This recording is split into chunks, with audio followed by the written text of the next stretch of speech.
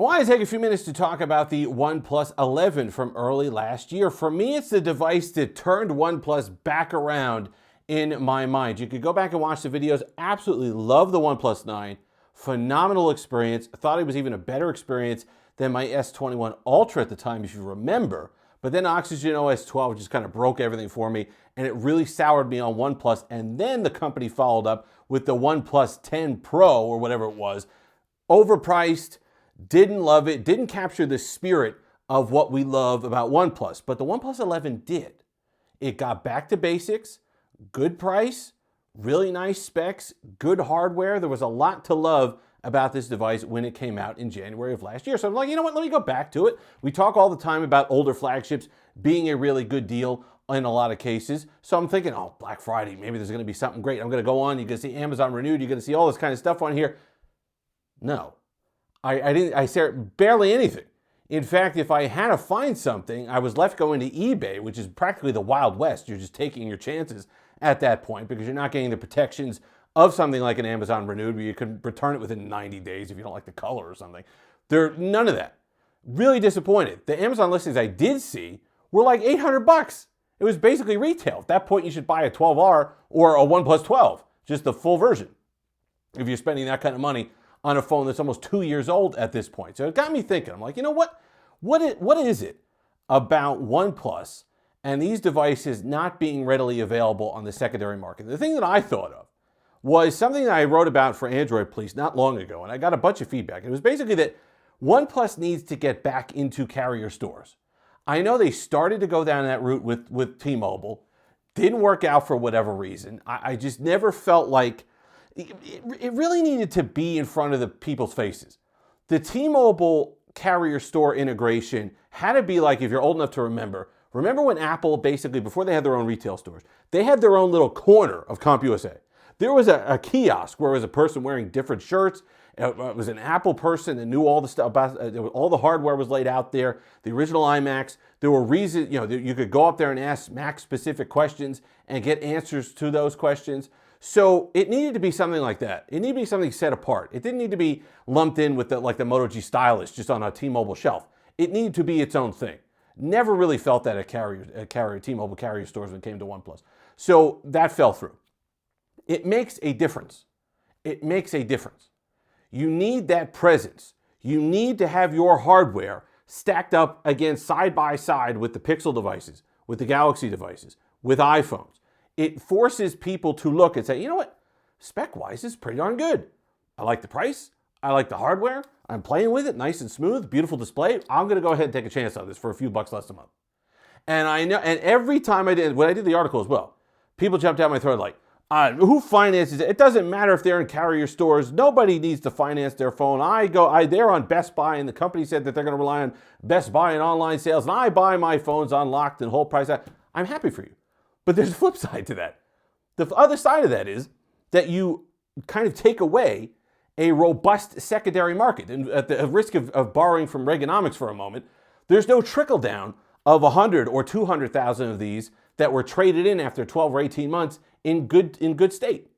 So you don't have that. You don't have somebody that was trading in on a carrier deal to upgrade to get the next one, to get the OnePlus 12, to get a Galaxy device, get an iPhone, whatever it happens to be. You don't have that on these. So there's not that just influx of these in good shape that you could pick up for $300 and $400. That's what it should be. You look on eBay, they're around $350. If they were renewed, they're probably closer to $400. That's a pretty good deal. Because even if you look at the 12R, and I know people are saying, wow, just get the 12R. It's $500. It's probably going to be some Black Friday sales. Get that around $450. And I get that. Power-wise, you're getting a similar device. Obviously, it's a Snapdragon 8 Gen 2. You're getting a slightly bigger battery, 5,500 milliamp hours, so that's something to be said there. Slightly less resolution on the display, but maybe you don't care about that much. It's going to be a nice build quality, okay? The problem is this, the cameras. The camera sensors on the OnePlus 12R are inferior to what's on the OnePlus 11. So if you want to take better photos, if you need a telephoto, this is the device that you're going to want to get. You're going to want to pick one of these up. Also, I think the 128 gig uses UFS 3.1. Faster storage on this. So typically if you're getting a OnePlus device, you're kind of into that stuff. You're into the specs, you're into the faster storage, you want the latest and greatest for less money. And that to me is still going to be the OnePlus 11 over something like the OnePlus 12R.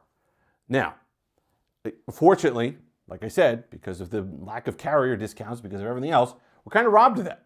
We don't get a lot of that with OnePlus devices. And to me, that's a shame. Because if you look at it, 5,000 milliamp hour battery, the Snapdragon 8 Gen 2, 12 gigs I think I have in this one. But you could get crazy, go all the way up to 16 gigs if you want. Really like the texturing on the back of the OnePlus 11. Really like the feel in the hand. Curved display. A lot of people are very disappointed that Samsung and others, or Google, going away from the curved displays. They feel like they're not even getting a premium device unless it has a curved display. So that's what you have here. Really nice Quad HD display, which you don't quite get on the 12R. So it's fast charging, of course, 80 watts in the United States. Blistering fast charging on this thing. Really nice. Just an overall, the finger processor, optical finger processor, nice and sharp, bright display, if you can see there without too much glare. I just really like this phone. And for the value, it would have been nice to see a lot of these secondhand on a Black Friday deal, Amazon renewed for like $400. I think that would have been a really nice seller, because we do go back and we say, what are these things that we look at, looking at older flagships instead of these mid-range devices. A bunch of people come at me, like, why even bother with these mid-range devices? The S24, who cares? I don't want to spend money on that. If I'm spending money on that, I'm going to buy something like this, old, secondhand. Well, unfortunately, if you're a OnePlus fan, you really can't do that, because there's just not enough product out there in order to have this kind of secondary market that you get with the Google Pixel devices, that you get with the iPhones, that you get with the Galaxy devices. To me, that's a detriment. And that's why I keep going back to the same point. And I don't understand. I don't know if it's just a will thing. If it's manufacturing, I'd be hard-pressed to believe it's manufacturing on OnePlus's part. I mean, they're a big enough company. I understand they focus a lot on other places. I get a lot of pushback on that. Well, America's not the only market. I get it. Okay, fine. You want to focus on Europe, you want to focus on India, you want to focus on China. There are a lot more of the Chinese version ones, by the way. If you can get them on Amazon, you can get those for $350. It seems like those are the ones that are sold in the secondary market, maybe because there's more of those around. I understand all of that. I just think that if you want to be taken seriously in the United States, the OnePlus 13 is coming. I think you really need to sit down if you're OnePlus and say, why can't we hook on with a carrier in any sort of meaningful way? If Motorola, with all their troubles over the years, can be in carrier stores, there's zero reason why OnePlus can't figure out some sort of deal to get in with AT&T, Verizon, and T-Mobile and be sitting there on a little whatever stand and kiosk and have them, people playing with them. Because I guarantee you, if it's side by side, and it's some sort of significant dollar amount less per month, the full price, is going to be less than what you're going to get on the Galaxy Ultra side. But if you're talking $5 a month less, and people are sitting there playing with it, they're like, oh, I kind of like this. More people are going to pick these up. More people are going to pick them up. More people are going to trade them in. There's going to be a bigger secondary market.